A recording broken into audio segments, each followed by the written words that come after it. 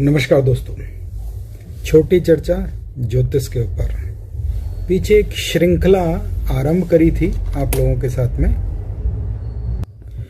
नीच के ग्रह, नीच राशि स्थित ग्रह किस प्रकार के फल देते हैं, शास्त्र क्या कह रहा है, अनुभव क्या कह रहा है, विभिन्न प्रकार के ग्रंथ क्या कह रहे हैं। उसमें मंगल, शनि, दो ग्रहों के परिणाम, अनुभव, शास्त्र संवत आप लोगों के साथ साझा किए थे। दोनों के ऊपर आप लोगों के सुझाव आए और उसे काफ़ी प्रेरणा मिली कि मूलतः जो ग्रह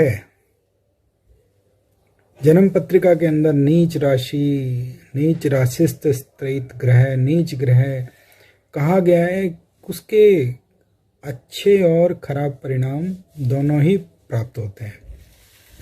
अच्छे किस प्रकार से हैं वो अगले खंड में इसको आप लोगों के साथ साझा करेंगे। वर्तमान में हम 9 ग्रहों की नीच राशि अनुसार जो उसके फल हैं वो आप लोगों के साथ साझा करें। देखिए, कोई भी ग्रह हो सकता है कि नीच राशि के जो उसके फल बताएं वो उतने प्रिय ना लगे लोगों को, लेकिन उससे भी लाभ लिया जा सकता है। केवल ये ध्यान रखना चाहिए कि किस प्रकार से उससे जो लाभ है वो बन सकता है। आज हम आप लोगों के साथ साझा कर रहे हैं, सूर्य नीच राशि स्थित जब होते हैं तो इसके क्या फल, क्या परिणाम आप लोगों को प्राप्त हो सकते हैं, अनुभव क्या कहता है, शास्त्र क्या कहता है। मूलतः सूर्य नीच राशि में जाएंगे तो तुला राशि में जाएंगे। सूर्य की 2 संक्रांतियां, 2 प्रकार की संक्रांतियां, सूर्य की तो 12 संक्रांतियां हैं, लेकिन 2 प्रकार की संक्रांतियां इसकी अत्यधिक महत्वपूर्ण है। एक है अयन संक्रांति और एक है विषुवतीय संक्रांति। अयन संक्रांति जैसे कि जो कर्क राशि से मकर राशि तक एक अयन और मकर राशि से फिर दोबारा पुनः दूसरे तक दूसरा अयन कहलाया। अयन संक्रांति के फल बिल्कुल एक अयन संक्रांति के अनुसार आते हैं। दूसरा इसका है विषुवतीय संक्रांति। जैसा कि सब लोगों को इंगित है कि सूर्य हमारे जो ज्योतिष के अंदर 12 राशियों में से प्रथम राशि मेष की और उससे ठीक सप्तम स्थान में तुला की राशि, अर्थात जो बिल्कुल मध्य बिंदु बनता है। तो विषुवतीय संक्रांति के फल अलग हैं। उसी प्रकार से जो हमारे अयन संक्रांति के फल अलग हैं, लेकिन आज हम बात कर रहे हैं इसमें तुला राशि स्थित सूर्य के फल, अर्थात जो तुला राशि के अंदर जो सूर्य के फल देखने को प्राप्त हुए हैं। तो नीच राशि के अंदर वो हुए। पराशर ने तो इसको बहुत अच्छा नहीं कहा है और इसको कार्तिक दोष का संज्ञा लगती है। अर्थात कार्तिक दोष क्या है, इस महीने में लगभग कार्तिक महीना होता है जिस समय सूर्य मेष राशि के अंदर प्रवेश करके उसके मध्य खंडों तक पहुंचते हैं। अक्टूबर नवंबर के आसपास का ये महीना होता है अंग्रेजी मास के अनुसार, और उसी माह के अंदर ये संक्रांति कहलाती है। शास्त्र क्या कह रहा है, नीच राशि फल अध्याय सूर्य के बारे में कहते हैं। वरामीर क्या कहते हैं इसके बारे में, और अन्य शास्त्र क्या कहते हैं, उनको एक एक करके आप लोगों के साथ साझा करते हैं। और वो जो उक्ति है, जो लिखा हुआ है उसमें, उसके परिणाम हम लोगों को देखने को कैसे प्राप्त होंगे ये भी आप लोगों के साथ साझा कर रहे हैं। जैसे ऋषि अनुसार, ऋषि वाक्य अनुसार मध्य व्यवसायी इसको कहा गया है। तुला राशि में अगर सूर्य हो तो मध्य व्यवसायी होगा। मध्य का अर्थ होता है ऐसा द्रव्य जिसके द्वारा शरीर के अंदर, देह के अंदर, हमारे भौतिक पिंड के अंदर थोड़ा बोझिलपना आ जाए, थोड़ा सा सुस्त हो जाए शरीर, ऐसी वस्तुओं का क्रय विक्रय करने वाला इसको बोला गया। अर्थात ऐसा व्यक्ति मध्य व्यवसाय शराब का काम कर सकता है और जिन पदार्थों के अंदर अल्कोहल इस्तेमाल होती है उनका कार्य कर सकता है। अभी तो देखिए सैनिटाइज़र पूरे दुनिया में इतना चर्चित हुआ कि उसके बिना तो शायद जीवन एक अधूरा सा ही लगने लग गया था। तो जिनके तुला राशि में सूर्य हैं वो ऐसे सभी प्रकार के कार्य कर सकते हैं जिनसे कि मध्य जुड़ा हुआ हो। ये जो औषधि में खास विशेषकर जिन औषधियों को लेने से शरीर के अंदर सुस्तपना आता है, वो भी ऐसे लोगों के लिए बहुत लाभकारी रहता है। जैसे जिन लोगों को अक्सर गला खराब रहता है, वो खांसी की दवाई लेते हैं, उसके अंदर भी मध्य देखा गया है, तो वो भी उनके लिए अच्छा है कार्य। हमने ये भी देखा है कि बहुत सारी होम्योपैथिक जो दवाइयाँ हैं, औषधियाँ हैं, उनको सुरक्षित रखने के लिए उनमें भी अल्कोहल का इस्तेमाल होता है, जैसे उसको प्रिजर्व रखने के लिए, जैसे मेरे कुछ चिकित्सक मित्रों ने बताया इसके अंदर, तो उनके लिए वो भी काफ़ी लाभकारी रहेगा, उसका भंडारण करना, उसका क्रय विक्रय करना उन औषधियों का। इसी प्रकार से जो हमारे जो अल्कोहल से बेस्ड पदार्थ हैं, उनका खरीद से और बेचने से संबंधित इनको लाभ देखने को मिला है। दूसरा देखिए, है बड़ा विचित्र, लेकिन देखिए कैसे लिखा है, इसमें सुनार कहा गया है। तो अर्थात ये तो है देखिए कि मेष के सूर्य में, जबकि उच्च राशि के सूर्य में सुनार उसको नहीं बोला गया है, लेकिन इसको सुनार का, अर्थात ऐसा व्यक्ति महंगी वस्तुओं को खरीदने और बेचने का काम कर सकता है। सुनार तो आप समझते ही हैं, जो ऐसे पदार्थ या ऐसी धातुएं जो महंगी होंगी वही सुनार के पास मिलेंगी। हमारे जो लोह व्यापारी हैं उनके पास तो जो है ना वो मिलेगी नहीं। अर्थात महंगी वस्तुओं को खरीदने बेचने की कला भी इस व्यक्ति के अंदर होती है। लेकिन साथ में क्या है, अपने कुल से विपरीत कार्य करता है, अर्थात जो इसके कुल परंपरा में कार्य किया है उससे तो इसके कार्य थोड़े से भिन्न ही होंगे। ये सामान्यतः ये देखा गया है कि तुला का सूर्य, बहुत सारे लोग ऐसा कहते हैं कि विशेषकर जब कई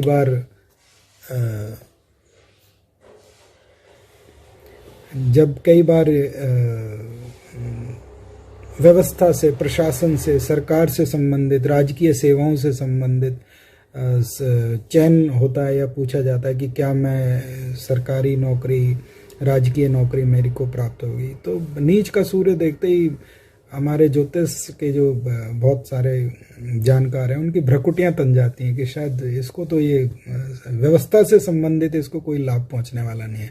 लेकिन मेरा एक अपना अनुभव है, इसमें मेरे मित्रों ने बहुत सहयोग भी किया मेरे को इस तक पहुंचाने में। मुझे कई कुंडलियों के माध्यम से ऐसा देखने को भी प्राप्त हुआ कि सूर्य अगर नीच राशि में है तो इनको अपने आप ही किसी न किसी प्रकार की सरकार से संबंधित सहायता प्राप्त हो जाती है। और विशेष तौर से मैंने देखा कि सरकारी सेवा के अंदर तो ऐसे बहुत सारे लोग मुझे देखने को मिले।